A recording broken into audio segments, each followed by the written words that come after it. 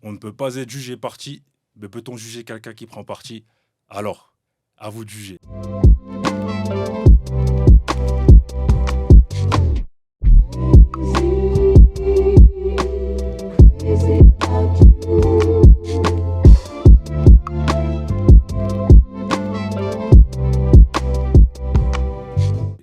Salutations à toutes et à tous. Bienvenue à bord de la Haute Sphère Cause Monote, l'émission qui prône la vulgarisation et la transmission pour l'élévation. Moi, c'est Audrey, enchanté. Aujourd'hui, j'ai envie de causer social avec l'invité du jour qui en a fait son cheval de bataille. Une grande dame, comme vous allez pouvoir le constater. Aujourd'hui, l'hôte du jour, c'est Aminata Ndiaye. Salut Aminata, comment vas-tu? Salut, tu vas bien? Ça va et toi? Ouais, impeccable. Bienvenue, ravi de te recevoir ici. Ouais, moi aussi, je suis très contente. Bah écoute, aujourd'hui, on va parler de ce que tu fais et notamment axé sur la parentalité. Tout d'abord, est-ce que tu peux te présenter s'il te plaît? Alors, je m'appelle Aminata Ndiaye, j'ai 39 ans, je suis maman de 3 enfants, éducatrice spécialisée de formation et aujourd'hui chef d'entreprise. J'ai créé donc mon entreprise sociale SoParks, qui est du coup une entité qui va travailler sur 4 axes: l'accompagnement à la parentalité, l'éducation, l'insertion et la citoyenneté. D'accord, on va y revenir. Dis-moi, tu es éducatrice spécialisée, c'est ça? Exactement, oui. Ok. Qu'est-ce que tu es une éducatrice spécialisée, s'il te plaît? Alors du coup, mon métier va consister à accompagner partout où il y a de la souffrance. Donc j'ai passé, maintenant, il y a une bonne dizaine d'années, mon diplôme Mhm. et aujourd'hui, j'ai choisi de travailler, sur, le prisme des enfants et de la parentalité. Mais il faut savoir qu'en tant qu'éducateur spécialisé, on peut travailler avec les enfants, ou les adultes porteurs de handicap. On peut travailler là où il y a de la précarité. On peut travailler, donc dans des institutions, telles que la MEX, donc c'est là où moi j'ai fait, mes premiers pas. Qu'est-ce Maison que... d'enfants à caractère social, donc ce sont les enfants qui sont placés. Mais il y a énormément en fait, il y a l'accompagnement, des addictions, les mères seules, voilà, il y a vraiment une multitude de publics qu'on peut accompagner et c'est ce que j'aime dans mon métier. Ok. Et ça fait combien de temps que tu fais ça? Alors, ça fait maintenant, une quinzaine d'années et avant ça, j'étais plutôt, dans le milieu de l'animation, D'accord. ce qui de toute façon fait sens, Mhm. pour mener les ateliers, gérer les groupes, la vie quotidienne et voilà. Et ça fait maintenant une bonne vingtaine d'années passées que je suis dans l'accompagnement, des publics. Ok. Et toi, tu as un domaine spécifique dans, dans l'éducation spécialisée au vu de ce que tu as... Bah, j'ai, commencé donc en maison d'enfants à caractère social avec, des jeunes garçons d'abord Mhm. qui étaient âgés, de 10 à 18 ans. Ensuite, j'ai poursuivi, sur une maison d'enfants à caractère social mais mixte cette fois-ci, donc avec, des filles, des garçons qui étaient mélangés. Pareil, tranche d'âge, 10, 20, 21, 22 ans. J'ai touché un petit peu au secteur du handicap, en début de carrière, mais j'étais pas encore diplômée. C'était un peu violent pour moi, et du coup, c'est pas forcément, la branche que j'ai choisie. Ensuite, j'ai travaillé dans un projet de réussite éducative et l'idée, c'était justement d'être bien en amont des placements et des difficultés que pouvaient rencontrer, les familles et les enfants, de façon à ce qu'il n'ait pas malheureusement arrivé, à l'aide sociale à l'enfance, sachant que pour certains enfants, c'est une chance, en fait, d'être placé. Faut le Et dire. on tombe pas dans le social par hasard. Non. Est-ce que c'est par rapport à ta personnalité? Parce que si aujourd'hui, par exemple, soyons fous, on fait un test de personnalité. Tu sais, le test l'énéagramme. Il y a On 9 est au types moins de... 25 hein, dans ma tête, hein, fais attention. Si on fait l'énéagramme, qu'est-ce qui va ressortir? Altruiste, médiateur, romantique.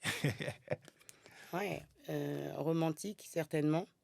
Altruiste, tourné vers l'autre. Euh, ambivalente.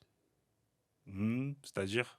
Ambivalente, parce que oui, mais. Ah, bah après, tu sais, on est tous paradoxaux, hein. On a tous des paradoxes en nous. Oui, mais tout le temps. Euh, ouais, combative. Et t'as toujours su que tu voulais faire ça? Ah non, quand j'étais petite, je voulais avoir 10 enfants, un château et être médecin. Mais Mais j'étais pas bonne mais en sciences. c'est une forme un peu de médecine, si je puis me permettre. Hmm.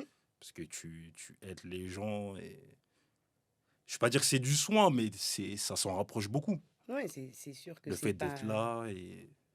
c'est pas un manque de cohérence. Ça veut dire que dans tous les cas, il y a l'accompagnement humain, Mhm, il y a une souffrance qui doit être accueillie.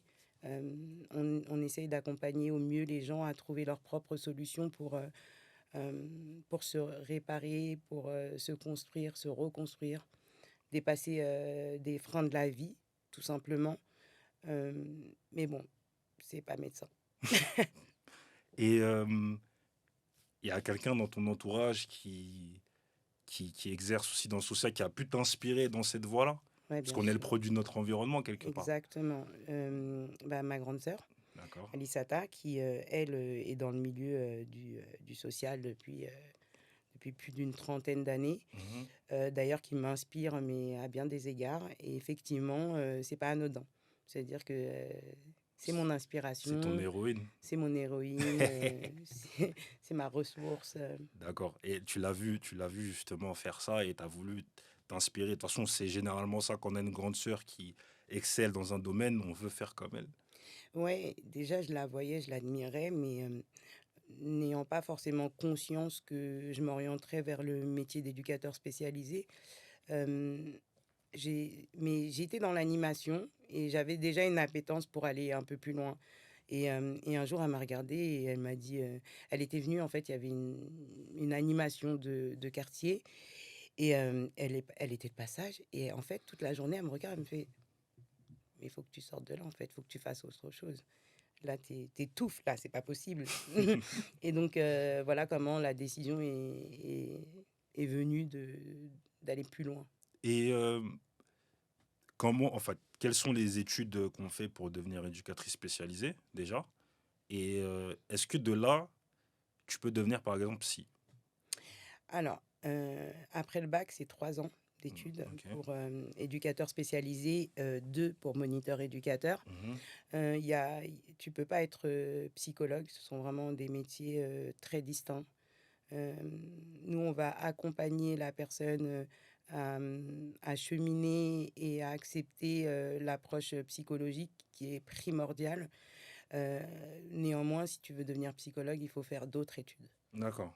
Donc Il peut-être n'y a pas de bascule possible? peut-être des appétences, mais ce sont vraiment deux métiers distincts. Après, j'ai pas approfondi les recherches dans le sens où c'est pas un métier vers lequel je tends. Quoique, il y a quelques années, j'avais regardé les études pour être thérapeute. Et là, c'est pareil, il y a des cursus qui te permettent, en tout cas, de développer des choses en 18 mois environ. Mais c'est totalement à part et ça prend pas en compte mon diplôme d'éducateur spécialisé. Ok, donc Vraiment deux non. métiers à part entière. Donc non, pas de vocation à devenir psy ou thérapeute. À l'avenir. Euh, J'y ai pensé. J'y ai pensé à un moment donné et finalement, j'en suis revenue. Mais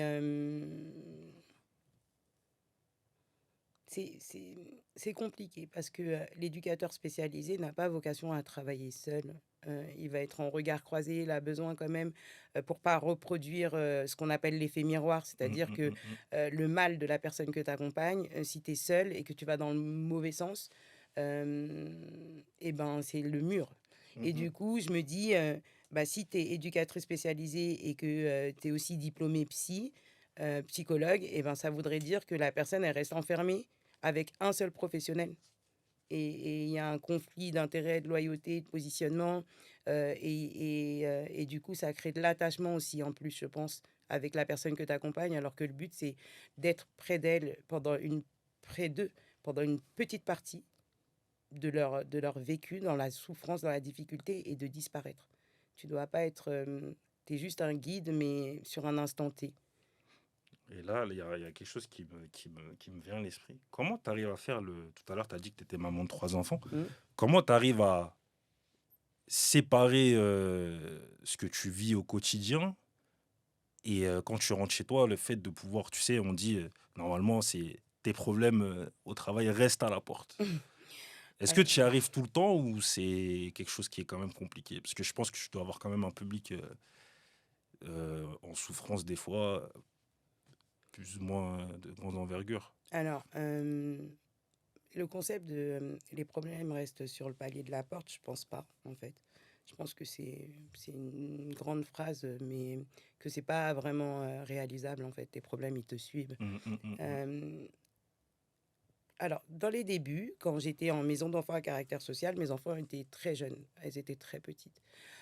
Donc, il y a des craintes, tu vois des choses et c'est vrai que j'avais peur de les empêcher de faire des erreurs, encadrant trop les choses et cetera et finalement, la séparation, elle se fait de fait parce qu'avec nos enfants, il y a l'affect et cetera. On va tenter des choses, mais on en reviendra, mais la parentalité, c'est tellement complexe que de toute façon, hein, c'est pas si évident. À cette période-là, quand j'accompagnais des enfants et du coup, là où il y a un transfert possible avec nos propres enfants, je travaillais à 40 minutes de la maison. Ça veut dire qu'en fait, entre le moment où je sortais, de l'établissement, et le moment où j'arrivais chez moi, il s'était passé 30-40 minutes de voiture où de toute façon, tu as le temps, voilà, D'évacuer. d'évacuer, c'est un petit moment tranquille. Tu arrives à la maison, bon, bah, Mmh, mmh, mmh. tu fais ce que tu as à faire. Après, évidemment que, il y a une déformation professionnelle dans l'approche, dans la prise en compte des émotions, d'essayer de d'être attentif, mais en fait, ça se fait naturellement Mmh, mmh, mmh, mmh. Ok. et si tu le fais pas, tes enfants, parce que maintenant elles sont toutes ados, elles sont là pour te rappeler que tu n'es pas au travail. Ok, très très bien. Je vais te proposer une mise en situation. Donc, je vais te proposer des mots, des expressions, des distinctions à faire. Et tu me diras peut-être même des personnages historiques. Et tu me diras ce que ça t'inspire. On y va? OK. Ok. Alors, distinguo entre éducation et instruction. Est-ce que tu en fais une? Ah oui, Enfin, un. l'éducation, c'est tout un cheminement tout au long de la vie. D'ailleurs, enfant, adulte, on continue à être éduqué ou à devoir, éduquer. C'est vraiment, l'accompagnement, vers l'autonomie, l'accompagnement vers les règles primordiales. L'instruction, c'est plus, lié, à l'apprentissage d'un savoir.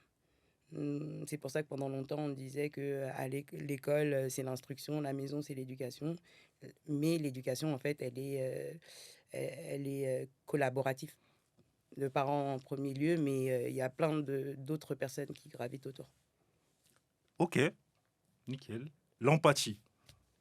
Ah, l'empathie.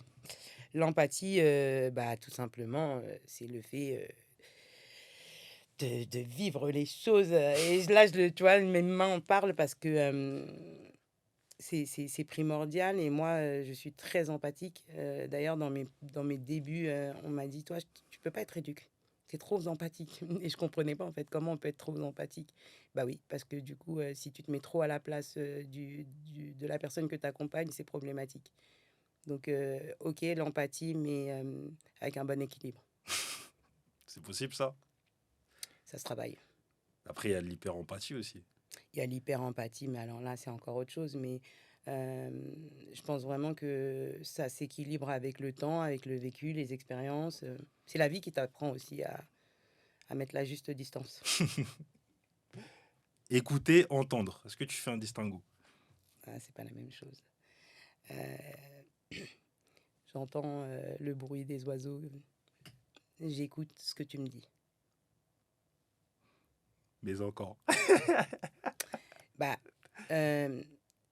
quand on discute avec quelqu'un, Mhm. on peut l'entendre. Ouais. Donc, on n'a rien capté au message. On l'a entendu. Alors que quand on écoute, on est dans quelque chose de bien plus profond. C'est-à-dire que je suis pas en train de surréagir à ce que tu dis ou en train d'essayer de penser à ce que je vais te répondre, mais vraiment dans une écoute sincère. Mm, mm, J'entends mm, ce que mm. tu me dis, je l'accueille Et puis ensuite, je réagis. Connaître la valeur des choses. Hmm. Connaître la valeur des choses. Bah, c'est un peu mon slogan, hein. Personne ne doit rester à l'arrêt. Mhm. Personne ne doit mettre une valeur sur ta compétence, sur ta personne. Tu es le seul à pouvoir savoir quelle est ta valeur. Et c'est un apprentissage. Les femmes fortes. Hmm. Les femmes fortes sont les femmes qui m'inspirent. Rosa Parks. Euh, Aujourd'hui, femme forte, ma mère, ma sœur. Euh, Mais tu trouves pas que des fois c'est un peu galvaudé aussi, le fait de dire femme forte? Parce que les gens disent femme forte, c'est une femme comme si elle devrait tout encaisser, alors que, en tout cas, de ce que moi j'ai pu percevoir, tu Après, je pense qu'il y a quand même un distinguo entre se sentir forte, vois. Mhm. fort ou forte, et l'attendu de la société et tout ce qui est mis derrière la femme forte et les injonctions qui vont avec. Mais je pense que fatalement, la femme est forte. Elle porte la vie, elle donne la vie, elle supporte pas mal de choses. Et c'est pas mal en soi de reconnaître que c'est une sacrée force. Mhm. Je suis d'accord. On va finir par l'amour. La base, la base de tout. L'amour de soi, l'amour des autres, c'est la base. Et je pense que dans la société d'aujourd'hui, ça manque cruellement d'amour. Mhm. Pourquoi? Parce que quand on voit les actes qui sont posés, quand on voit les guerres et les conflits actuellement, ouais, ça manque d'amour pour l'être humain, ça manque cruellement d'amour, à mon sens. Alors, on va parler de So Parks. Est-ce que tu peux m'expliquer ce qu'est So Parks et pourquoi ce nom?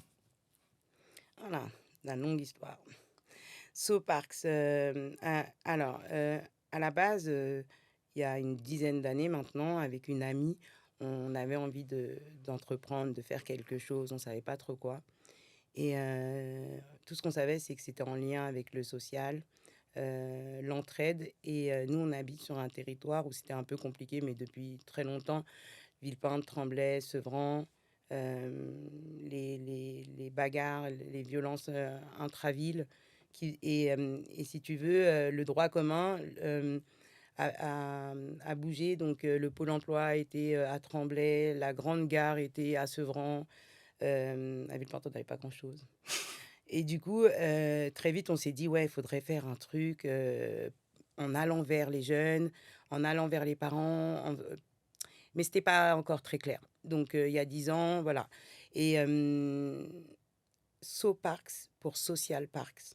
Euh, on- Partout où il y a un besoin social, on va s'y parquer. Et en référence à Rosa Parks, qui a décidé, d'ailleurs, c'est fort.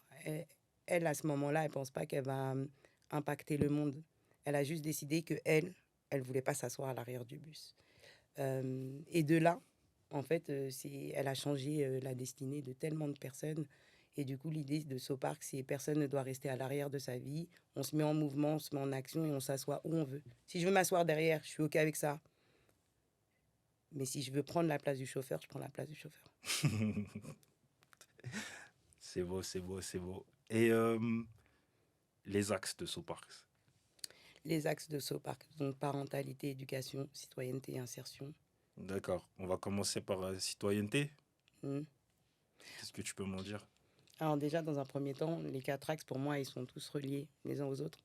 La citoyenneté, c'est vivre ensemble, c'est le respect, c'est plein de notions qui, à mon sens, se perdent, ou en tout cas sont des règles de base qui ne sont pas respectées. Et du coup, c'était important qu'on travaille avec les enfants ou les parents. En fait, c'est la base. L'éducation. L'éducation, on l'a dit un peu tout Ouais, à ouais. l'heure, hein, c'est une suite logique, c'est tout au long de la vie. Euh, on éduque les enfants, mais personne n'éduque les parents. Et être parent, c'est un apprentissage de longue haleine. Quand les enfants sont petits, c'est des petites choses, mais quand ils grandissent, c'est des grandes choses. C'est des grands, hein, comme on dit, petit problème, grand problème. Et il n'y a pas d'école des parents. Et du coup, vraiment, la vocation de ce parc, c'est celle-là. C'est de se dire que il est temps que les adultes acceptent aussi d'apprendre. On va y revenir longuement. Et l'avant-dernier axe, c'est avant parentalité. Citoyenneté, éducation, insertion. Ouais, Parce que insertion. l'insertion, bah, c'est pareil, hein. Il arrive un moment où il faut choisir son insertion. Aujourd'hui, il y a beaucoup d'insertions qui sont subies plutôt que choisies. Mhm. Et du coup, à travers Soparks, nous, notre projet, c'est de favoriser des espaces d'expression, d'aller à la rencontre des gens, de se questionner, de re-questionner. Et du coup, de fait, en travaillant aussi bien avec les familles que les jeunes, on se rend compte de la difficulté pour cette jeunesse à s'insérer et pour certaines familles aussi à trouver de l'emploi. Et c'était pour nous important de lever les freins de l'employabilité. Le gros sujet, parentalité.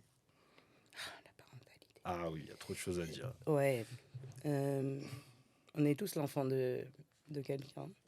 On a tous une représentation, un vécu avec nos propres parents. On va pas tous donner la vie, mais ceux qui choisissent, en tout cas, de mettre au monde, se doivent euh, d'essayer de donner le meilleur. Et je pense que euh, c'est pas inné. Il y a une part qui est peut-être innée, celle de porter, de donner la vie. Euh, mais il faut accepter qu'on peut pas tout savoir et que des fois, on a besoin des autres. Souvent, on a besoin des autres. Et je pense que c'est encore un sujet tabou qui est mal reçu.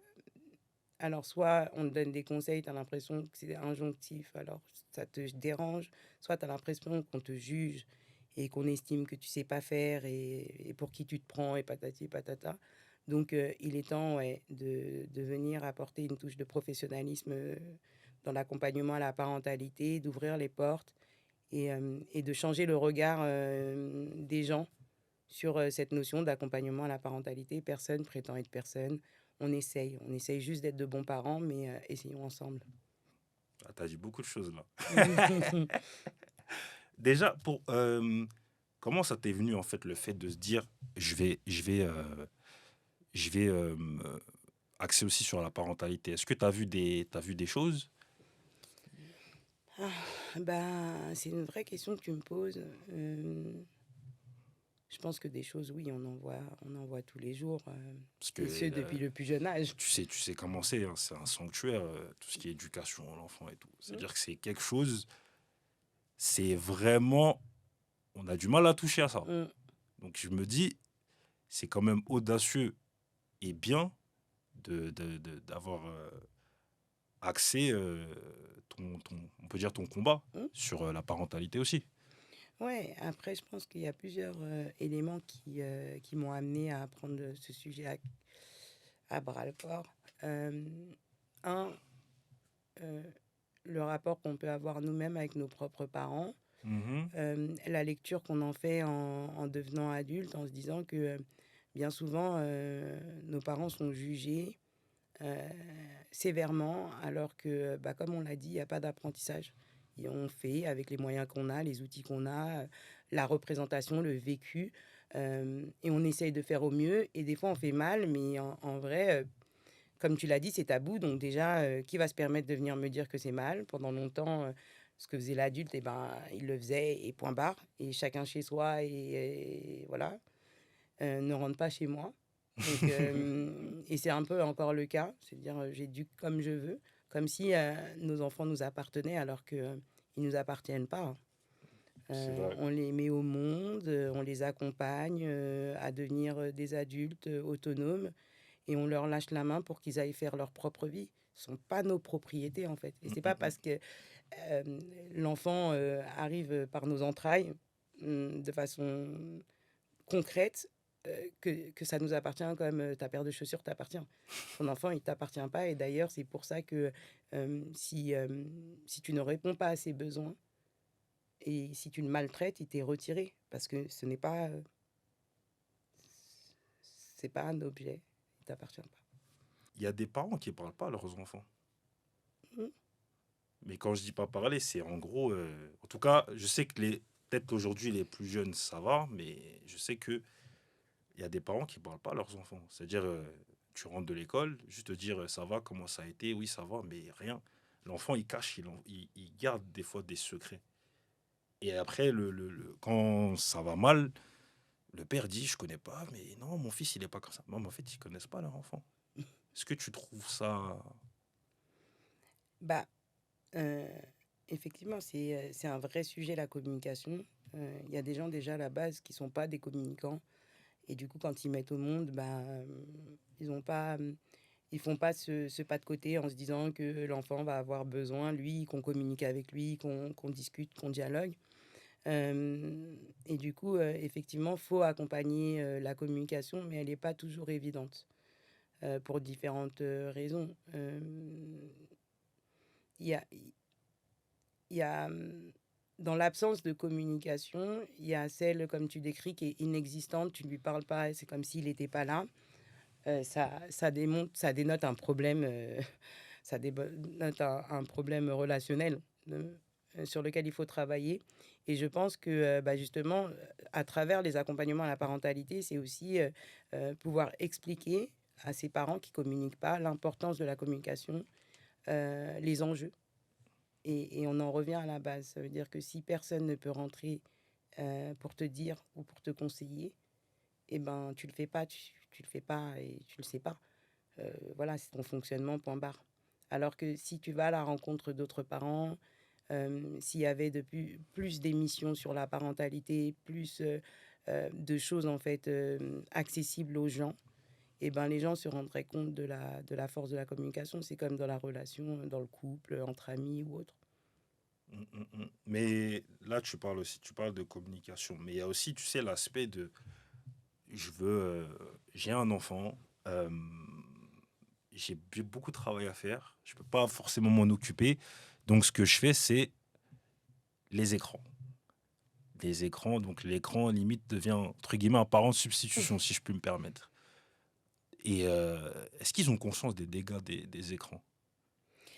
Bah, déjà, on l'a pas dit, mais quand on parle parentalité, faut prendre en compte le fait que chaque parent est différent et unique et que du coup, il n'y a pas de règle qui s'adresse à tous. Mm, Mais en mm, tout mm, cas, ce que mm. j'ai envie de dire, c'est que dans les parents qui mettent les enfants devant les écrans H24, il y a ceux qui savent.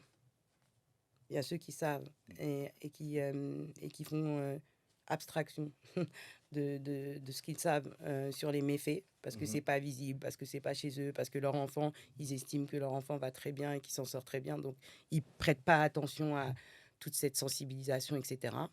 Tu as ceux qui ne savent pas, ils sont peu nombreux, mais il y a la barrière de la langue. Mhm. C'est-à-dire qu'il y en a beaucoup aussi qui pensent que à travers les écrans, les enfants s'éduquent.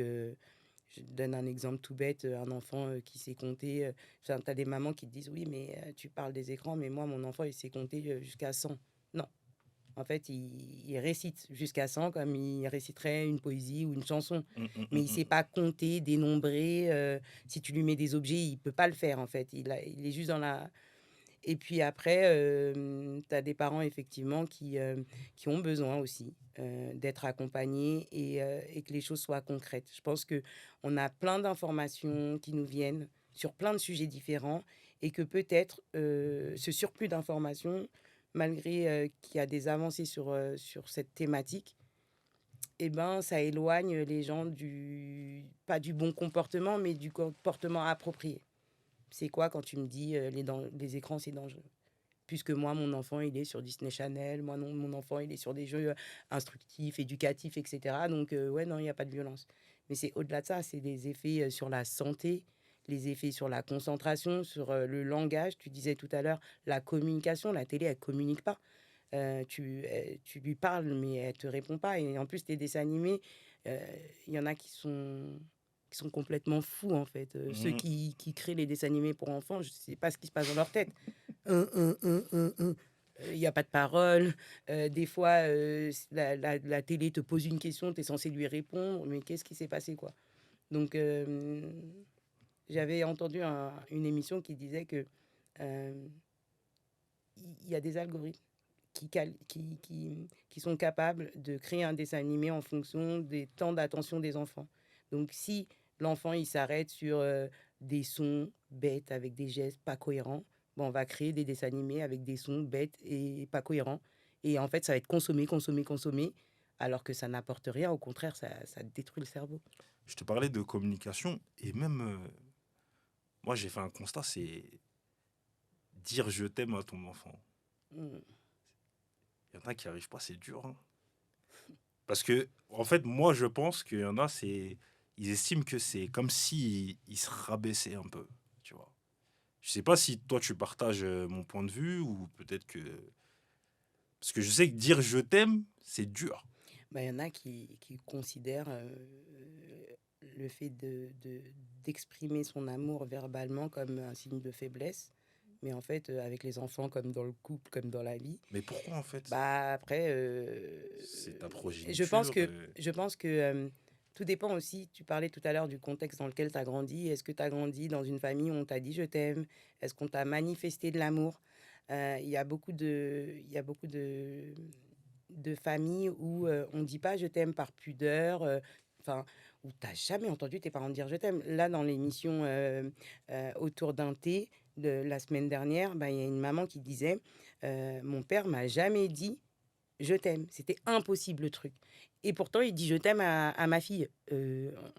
Voilà. Donc, je t'aime, c'est un vrai sujet. Je pense que s'il y a des parents d'ailleurs qui nous écoutent, faut pas hésiter à le dire parce que des fois, elles se manifestent autrement que par les mots. Et on a l'impression que le message est clair et évident, alors qu'il y a des enfants qui se sentent mal aimés, pas aimés, alors qu'en fait, ils sont aimés, mais on leur a jamais dit. Donc, je pense qu'il faut user du je t'aime à longueur de temps. Bah ouais, parce qu'ils ont peut-être besoin de ça. Ça peut laisser des carences affectives, ces histoires-là. Peut-être même des traumas, hein. Ouais, je pense aussi que ça donne des adultes qui ont aussi du mal avec le je t'aime. Comme si, tu l'as dit, hein, t'es fragile. Même quand tu vois les jeunes dans les relations amoureuses dans les premiers temps, dire je t'aime, c'est un truc de dingue. Puis Non, faut passer les étapes avant que, voilà. que la personne elle te dise je t'aime. Et peut-être elle te le dira une fois.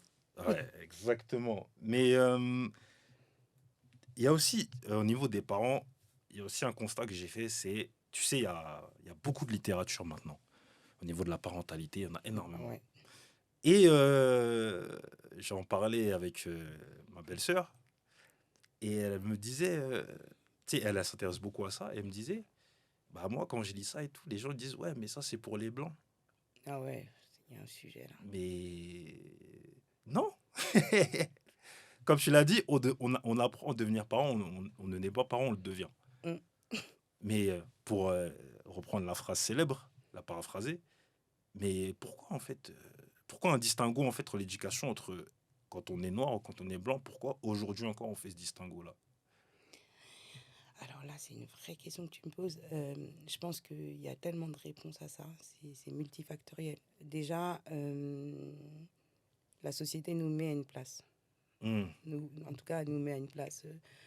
En tout cas, refuse l'accès à certaines choses. C'est-à-dire comme si l'instruction, l'éducation, l'intelligence, c'était un concept de blanc, comme à l'époque de l'esclavage, le noir.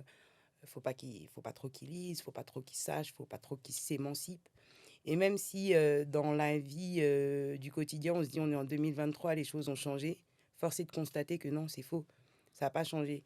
Euh, Moi, quand je fais des cafés des parents, j'apporte toujours des livres, quelle que soit la population. Et une fois, on m'a fait la réflexion, mais pourquoi tu amènes des livres? Tu es complètement en décalage avec les attendus des familles, elles ne savent pas lire.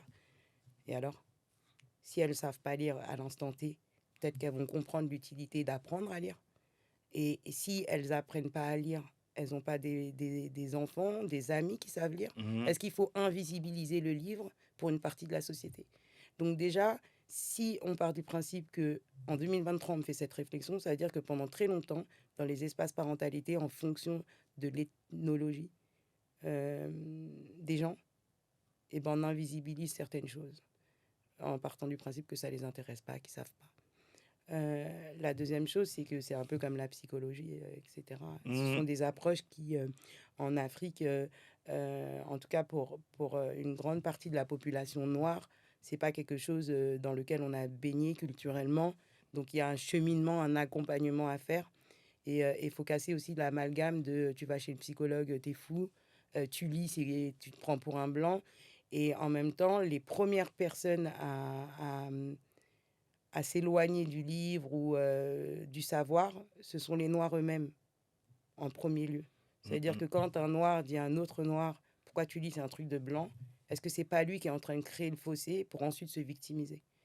Euh, et il est là tout mon combat, c'est de dire comment on rend accessible le savoir, l'instruction, l'éducation, l'accompagnement, comment on le vulgarise et comment à un moment donné on y met une approche ethnologique pour que les personnes les plus éloignées puissent se saisir de ce qu'on a à leur offrir. Ouais, parce que il y a beaucoup de littérature là-dessus et c'est toujours les mêmes personnes qui achètent en fait. Alors, De ce que moi en vrai, il y a beaucoup plus de parents noirs et non blancs qui lisent et qui achètent des livres. Et j'en suis un exemple. l'éducation Euh, positive. mais aussi, ce qu'il faut savoir, c'est que aujourd'hui, avec la multitude de livres qu'il y a des injonctions paradoxales qui vont dans tous les sens. Et on oublie de se fier un peu à nos connaissances, nos expériences, à regarder ce qui se fait un peu autour de nous et ne pas lire le livre comme on lit une Bible. On ne peut pas lire le livre et essayer de s'approprier ce qu'on lit avec nos enfants, parce que la personne qui a écrit le livre, elle n'est pas toi. Hmm. Et l'enfant dont elle parle, c'est pas le tien. Et tant bien même qu'elle aura accompagné 1 milliard de parents, elle t'a pas accompagné toi, elle n'a pas accompagné ton enfant. Donc je pense que même dans l'approche du livre, il y a une éducation à faire. Ouais, parce que il y a beaucoup de livres d'éducation positive. Il Qu'est-ce y que, en t- a qui sont ramassés de n'importe quoi. qu'est-ce que tu peux dire de l'éducation positive? Est-ce que, moi j'ai une question par rapport à ça. Tu sais, là je t'ai parlé littérature. Est-ce que le fait qu'il y ait une multiplication de la littérature sur la parentalité, est-ce qu'on peut pas faire un parallèle aussi avec la multiplication des livres au développement personnel? Parce que je pense que les deux sont liés. C'est mon avis. Bah, en fait, ce que je dis. Il faut une éducation à la lecture et à l'approche du livre dans sa globalité, quel que soit l'ouvrage. Euh, le fait qu'il y en ait une multitude, si on part du principe que chaque auteur va y mettre sa touche, son regard, son appréhension des choses, ça ouvre le champ des possibles pour une multitude d'êtres humains différents, avec des besoins différents, des attendus, une compréhension différente. Il y a des styles de lecture différents. Maintenant, pour le coaching, c'est pareil. Le problème, pour moi, il se pose dès lors que la personne, elle va lire le livre et intégrer sans faire appel à son esprit critique. C'est-à-dire que ça soit l'éducation bienveillante ou du coaching personnel, à un moment donné, il faut raisonner, il faut réfléchir, il faut comprendre, appréhender et re-questionner. Et c'est pas parce que tu as écrit un livre et que c'est un best-seller que ça veut dire qu'à l'intérieur, ce que tu dis, c'est la recette, c'est ce qu'il faut. Non, c'est une approche. Et des fois, je l'ai dit, c'est un ramasser de bêtises. Des fois, il y a des choses, à mon sens, qui sont juste absurdes. Donc, on parle Est-ce de... que tu as un exemple? Bah, Pas le titre, mais un truc que tu as pu lire. euh, il y a plein de choses. Déjà, les phrases qu'il ne faut pas dire à son enfant. Qu'il ne faut pas dire à son enfant. What?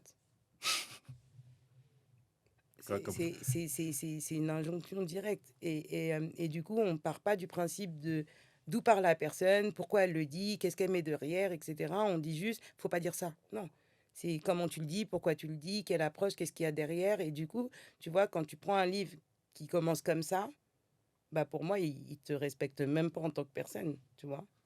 Et du coup, si en plus, par malheur, dans le livre, il y a 50 phrases que tu dis tous les jours à ton enfant, Tu quelle est culpabilises. l'image que tu as de toi en tant que parent?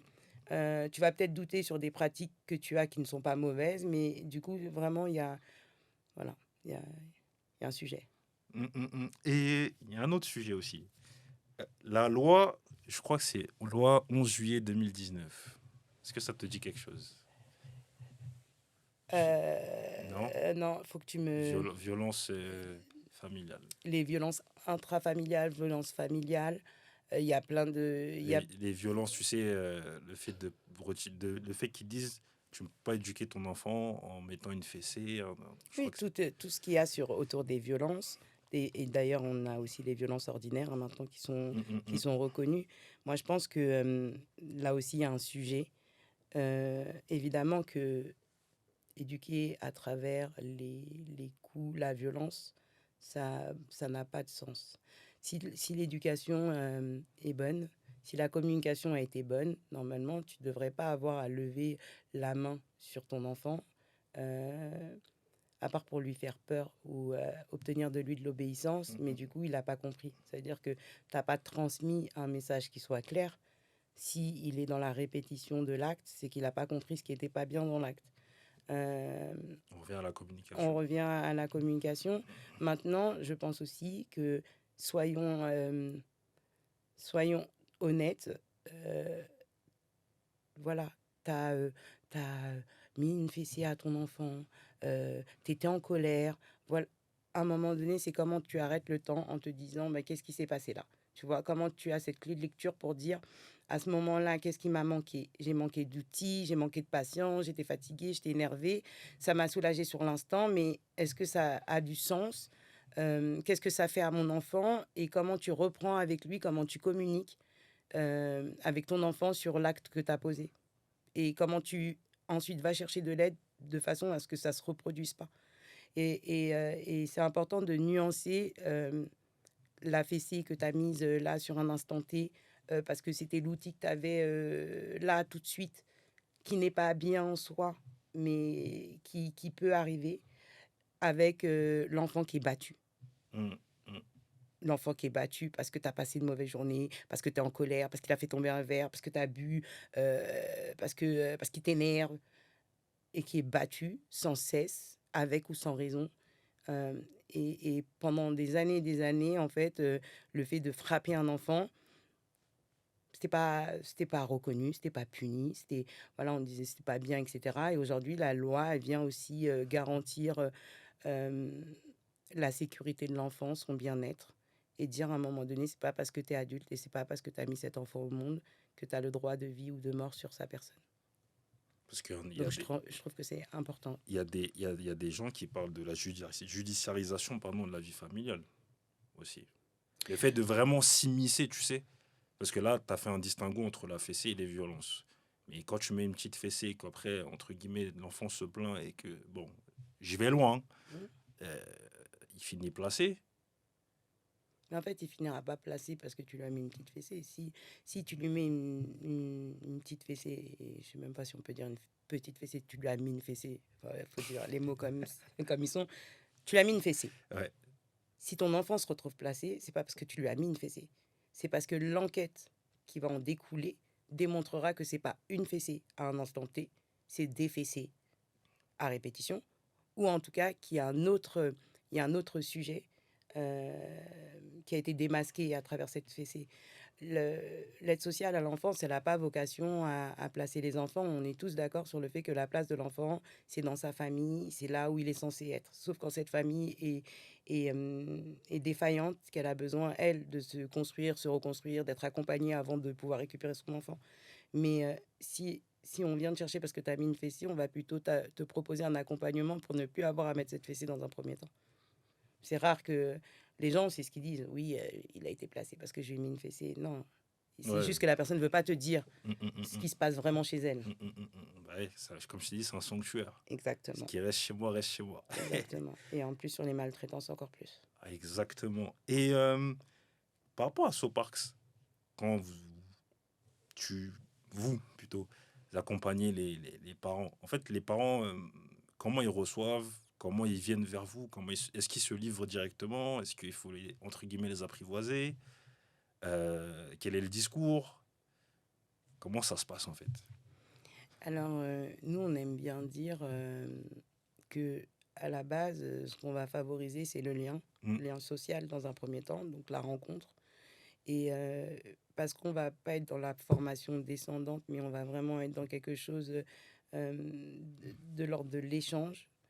Et ben, en général, les gens, ils se prêtent au jeu. La difficulté, c'est d'avoir les gens qui viennent sur ces espaces-là, parce que tout le monde s'accorde à dire qu'il il y a une question autour de la parentalité, qu'il faut de plus en plus de lieux, d'espaces, que c'est une bonne chose.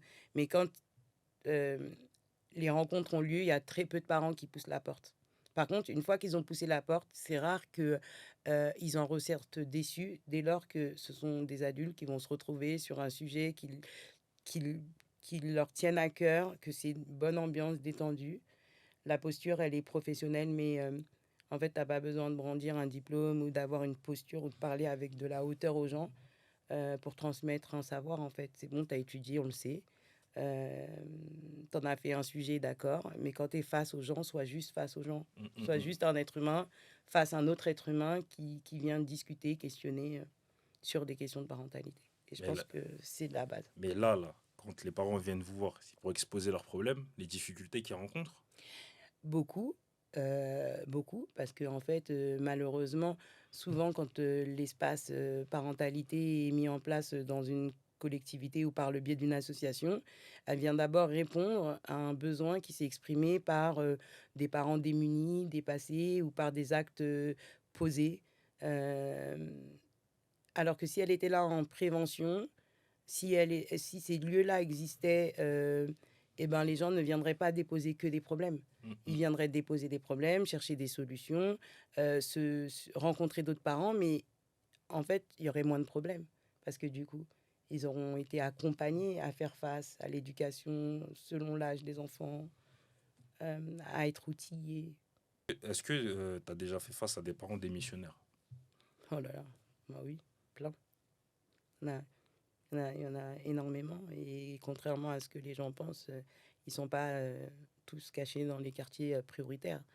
Ils sont derrière chaque porte, dans toutes les classes sociales, dans toutes les ethnies, du monde Mm. et oui, il y a des gens qui clairement démissionnent et le disent et aucun souci avec ça et en disant: «Bah, voilà, moi j'ai tout essayé, j'ai pas les moyens, bah, maintenant je le laisse».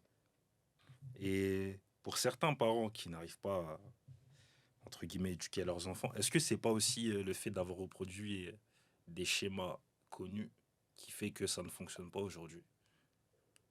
J'ai pas tout à fait, saisi ta question. Je répète. Pour certains parents qui ont du mal à éduquer leurs enfants, ma question est de savoir, est-ce que c'est parce qu'ils ils ont reproduit un schéma parental qui était déjà défaillant? Bah, pour certains, ça peut être ça, oui, effectivement. C'est, on reproduit, ce qu'on connaît ou ce qu'on a vu ou ce qu'on a l'impression qui pourrait, être, la bonne façon de faire et encore plus quand, c'est un schéma qui est, dupliqué de porte en porte, voilà Mhm. et que tout le monde éduque de cette façon-là. On pourrait, trouver là une piste, mais je pense aussi que, il y a des parents qui se retrouvent dans la difficulté d'éduquer tout simplement parce qu'ils ont ils ont pas la capacité ou l'envie de se remettre en question. C'est: «Je suis le parent, je sais faire, c'est comme ça, c'est pas autrement». Quitter pour me dire en fait, ils prennent pas de recul, ils se remettent pas en question et ils partent du principe que, hem, c'est inné, je sais faire, c'est comme ça. Je pense que ces parents-là, ils peuvent reproduire, mais des fois aussi, c'est la personne, en fait. C'est comment la personne est. Est-ce que déjà, tu es quelqu'un qui te remet en question? Est-ce que tu es dans l'écoute? Est-ce que tu es dans la communication? Si déjà, de façon intrinsèque, tout ça, ce sont pas des qualités que tu possèdes, bah, c'est pas parce que tu vas mettre un enfant au monde que ces qualités, elles vont tomber du ciel, ça s'apprend. Et les enfants rois dans tout ça. Oh, les enfants rois, c'est les pires. Les parents, qui m'écoutent là, faut arrêter. Tu peux regarder la caméra si Faut tu veux. arrêter. Non, franchement, faut arrêter. C'est-à-dire que quand on éduque son enfant en évitant toute frustration, en ne en ne véhiculant aucune valeur de l'effort pour obtenir quelque chose, on on crée des enfants, qui c'est presque pathologique, en fait. C'est-à-dire qu'un enfant roi, un enfant à qui on pose pas de limites, un enfant qui obtient tout, un enfant qui respecte rien au final, hem, c'est presque pathologique. C'est parce que du coup, il y a des gens qui vont se plaindre du comportement de leur enfant alors qu'il est juste dû au fait qu'il y a pas de règles posées. C'est ton enfant qui décide de tout. L'enfant, il sait pas de quoi il a besoin, il sait pas, ce qui est bien, ce qui est mal, on lui apprend et une fois qu'il a acquis, cette connaissance, ce savoir, il va faire appel à son libre arbitre pour poser des actes. Alors que l'enfant à qui on donne tout, Mm. à qui on cède tout, qui s'ennuie jamais, qui bah La vie, On en revient à la notion de connaître la valeur des choses. Et c'est comme ça. dirait Monsieur Boubatman, l'ennui, c'est une frustration qui éduque. Exactement. L'ennui est nécessaire. L'oisiveté est primordiale. On a besoin de s'ennuyer parce que c'est à ce moment-là euh, que l'enfant va innover, inventer, imaginer, rêver, va se projeter, va réfléchir, va revivre des émotions peut-être. Mais l'ennui chez l'enfant comme chez le parent est primordial. Il faut s'ennuyer, les amis. Et quand il y a peu de parents qui viennent, comme tu dis, mais qui sont là, est-ce que ils vous voient pas comme étant une ingérence, entre guillemets, non?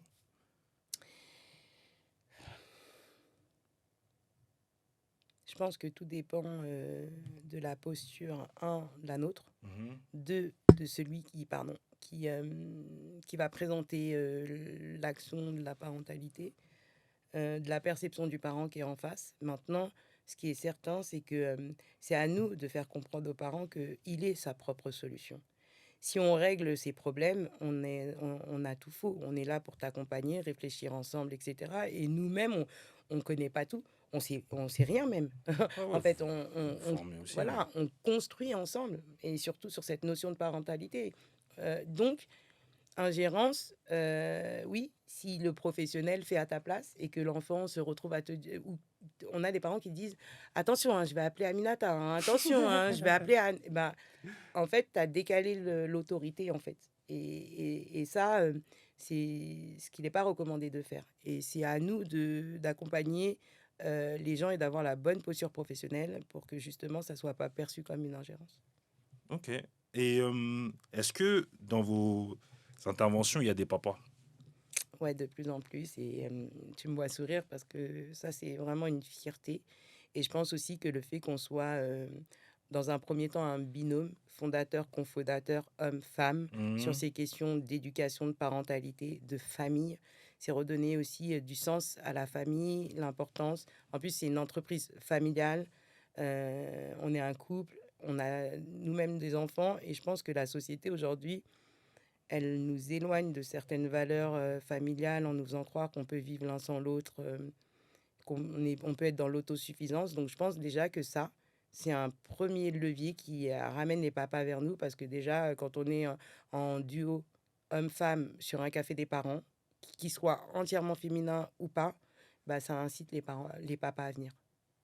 Ok. Ben là, tu as dit que vous étiez en couple, etc. Faut que tu présentes Soparks. Faut que tu nous dises qui est derrière Soparks. Bah, qui est derrière ce parc, donc Anne, mon mari, et moi-même.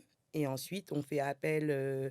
Alors, on travaille en étroite collaboration avec Transmission 91, donc Mhm. Booba, parce que on a des sujets communs sur lesquels on se retrouve, des valeurs communes.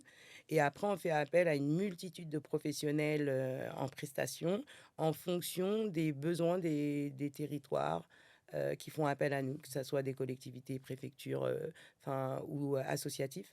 On va chercher le besoin identifié et puis on est de plus en plus à être dans l'entrepreneuriat ou dans l'associatif. Donc, ça permet à faire appel à des professionnels de confiance. Et Soparks, c'est né quand? Soparks entreprise, auto-entreprise a vu le jour il y a 2 ans. Mhm. Soparks en tant qu'entité associative, parce qu'on a aussi l'association Sopark qui a 12 ans.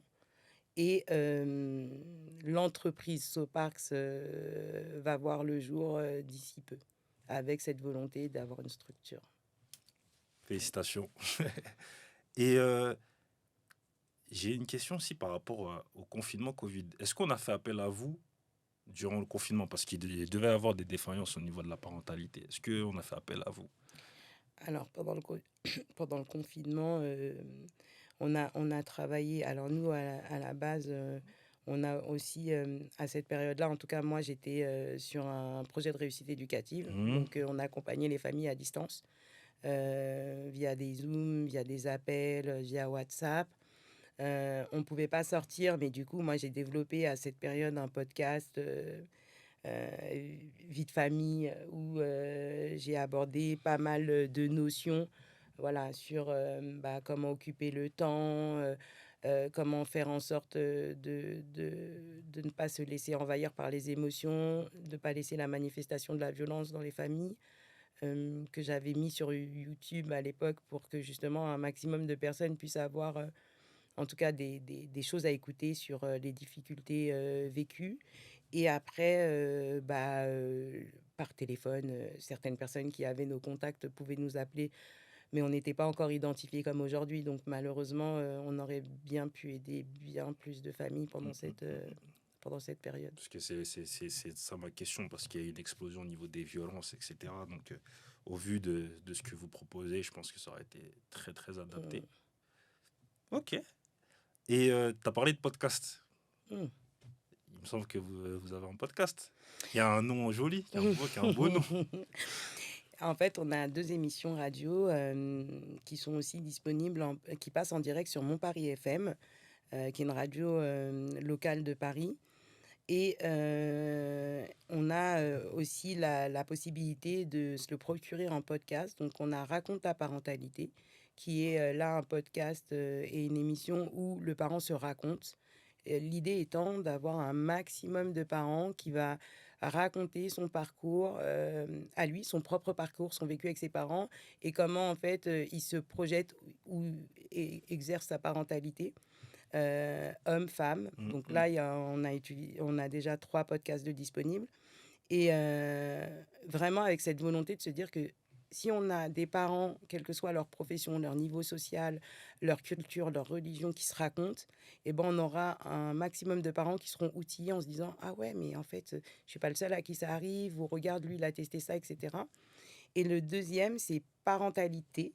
Et c'est là où tu trouves ça original parce que en fait, on a remplacé le T de parentalité par le thé, Avec un boire un joli thé. logo en plus. Et l'idée, c'est qu'autour d'une tasse de thé, parents, professionnels et jeunes puissent se rencontrer et discuter en toute légèreté de tous les sujets liés à la parentalité. Sans prétention aucune, mais juste de se dire, bah, on est parents ou on est professionnel, on est enfant, et on a des choses à dire sur la thématique. Et ça manque cruellement d'émissions parentalité. Donc, on a cette envie et cette vocation de se dire, bah, faut en parler Je suis d'accord. et faut consommer. Oui, oui, oui. Je suis tout à fait d'accord. On arrive bientôt à la fin. Est-ce que tu as... Là, c'est la rubrique lecture. Bon, tout à l'heure, on en a parlé un petit peu. Bon, tu lis. Est-ce que tu as 3 livres à recommander? Peu Ah, importe le sujet. ouais, alors j'allais dire sur la parentalité, j'en recommande aucun, jamais, mais par contre, j'en ai plein et j'en emmène plein. L'idée étant que chacun trouve sa source dans son livre et je trouve ça mal placé de recommander un livre sur la parentalité alors que je suis la première à dire qu'il n'y a pas de clé. Euh, Moi, en tout cas, dans l'éducation, j'ai commencé avec J'ai mal à ma mère, Cahier du soir d'un éducateur. Deux. Et le troisième, je dirais, pas, qu'est-ce que j'ai aimé? Les 2 premiers, tu as le nom des auteurs? Il y en a un, J'ai mal à c'est ma La mie. Mai, et l'autre, c'est... le premier, c'est La Mai, et le deuxième, c'est... je sais plus. T'inquiète, Faudrait que je le trouve. on va retrouver ça. Et en troisième livre, qu'est-ce que je pourrais recommander? Noir et fier. Ouais, 2. je sais pas. Ok. Alors, les auteurs, c'est pas mon truc, les artistes, c'est pas mon truc, mais vous pourrez le retrouver On facilement. va retrouver ça. Ok. Bah écoute, la tradition ici, c'est que l'autre parte avec un livre. Tiens, juste que tu l'ouvres devant la caméra, que tu lises le Alors, titre. Et si tu l'as, je vous donnerai pas l'auteur, de toute façon, je saurais pas vous le redire. j'espère que tu l'as pas. Hein. Voyons, voyons. Non, ces enfants qui veulent guérir leurs parents. J'adore. Et de Bruno Clavier. Hop, franchement, j'adore parce qu'on n'en a pas parlé. Mais la place des enfants, il y a trop d'enfants qui ne sont pas à une place d'enfants, mais une place de parents. Et trop d'enfants thérapeutes. Donc, merci pour cet ouvrage-là. Franchement, Bah pour le écoute, coup, c'était ouais. C'est mieux, on donne l'auteur maintenant parce que je ne saurais jamais Ah non, redire. vas-y, Hein. vas-y. Bruno Clavier. Hein. Retenez-le parce que moi, franchement bien. Super, merci beaucoup. Je t'en prie, je t'en prie. C'est vrai qu'on n'a pas parlé des enfants. Peut-être une prochaine émission. Ouais, peut-être. C'est Et un sujet. ouais, Super. c'est un gros sujet. Et deux dernières questions. Enfin, peut-être trois même. Alors, la première, ce serait quel héritage tu voudrais laisser derrière toi aux autres? Waouh. Que je peux relier avec comment tu voudrais qu'on se souvienne de toi. Tu peux répondre aux deux en même temps. L'amour. Ok. L'amour de soi, l'amour des autres. Euh, le partage. Mais vraiment. Pas je partage un peu, mais je partage vraiment. Avec l'intention profonde de partager. Ce que j'aimerais transmettre, c'est ça. Et l'envie de prendre sa place. De prendre sa place et d'arrêter de subir sa vie. Voilà. Prends ta place, fais ce que tu as à faire. Ah, c'est beau. Avance. On pourrait même s'arrêter là, mais non. Qu'est-ce qu'on peut te souhaiter? Eh ben, la santé, hein, pour moi, mes proches, la réussite, parce que à travers Sopark, si on réussit vraiment à créer quelque chose d'impactant autour de la parentalité, ben, en fait, on sera dans cette réussite commune. C'est-à-dire que vraiment, au-delà de ma propre réussite que je me souhaite évidemment, On souhaite. mais il y a celle aussi de toutes les familles et de tous les enfants. Ok, bah, c'est tout le mal qu'on te souhaite en tout cas. Voilà. C'est ici qu'on s'arrête. Ben, en tout cas, merci. C'est moi qui te remercie. C'était juste top comme moment, magique. Et en plus, je repars avec un super bouquin. Merci beaucoup. Je t'en prie. C'était Cause Monote, l'émission qui prône la vulgarisation et la transmission pour l'élévation, en espérant que vous avez appris des choses et éventuellement sur vous-même. À très vite.